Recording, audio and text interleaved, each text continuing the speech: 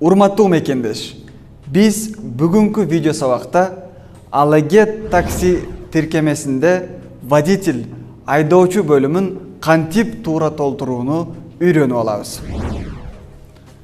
Эгерде сиз Alaget такси тиркемесин кантип туура көчүрүүнү билбесеңиз, анда мурунку экинчи видео сабакты көрүп толук маалымат алсаңыз болот. Анда эмесе биз баштайбыз.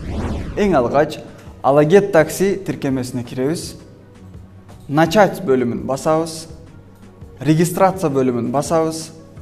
Андан кийин бизге пассажир водитель бөлүмү ачылат. Бул жерде водитель айдоочу бөлүмүн тандайбыз. Бул бөлүм ачылгандан кийин айдоочунун ушул бардык маалыматтарын киритип чыгабыз. Мында имя англисче же орус тилинде жазуу мүмкүн. Пароль бөлүмүнө биз 6 жана 8 сандуу цифраларды жазабыз. Бул маалыматтарды өзүңүзгө дагы бир дептерге жазып коюшуңуз керек. Кийинки бөлүмдө дагы имя ушул эле өзү жазылат. Фамилия бул бөлүм толтурулат. Андан кийин сиздин автомобилдин маркасы жазылат, автомобилдин модели жана автомобилдин түсү жазылып, регистрация бөлүмү басылат. Регистрация бөлүмүнөн кийин биз өзүбүз колдонгон телефон номерди киритебиз. Телефон номерди туура жазып, подтвердить бөлүмүн басабыз.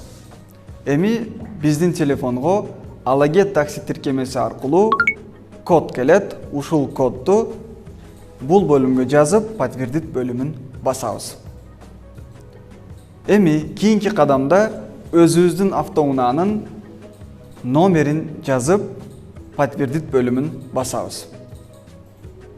Кийинки кадамдарда биз айдоочунун өзүбүздүн сүрөтүбүздү киритүү бөлүмүнө келдик. Бул жерде кааласак ушул сүрөт белгисине басып, телефон аркылуу сүрөткө тартуу дагы мүмкүн. Ал эми галерея аркылуу дагы издеп табып киритүү мүмкүн.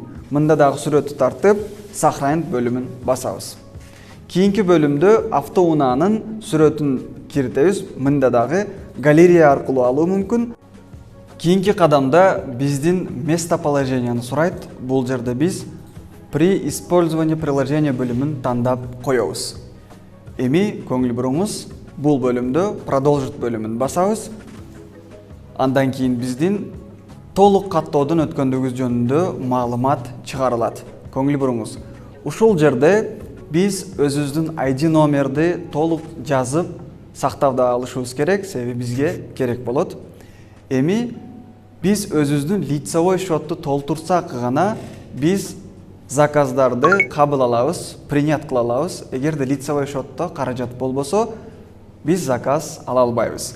Азыр ушул жерде биз канча заказ түшкөнүн онлайн тартипте көрүшүбүз мүмкүн. Өзүбүзгө жакынын тандап, приложение аркылуу кийин кошумча каражат тапсак болот. Дагы бир маалымат көңүл буруңуз. Бул Alaget такси тиркемеси сиздин ашыкча акчаңызды албайт.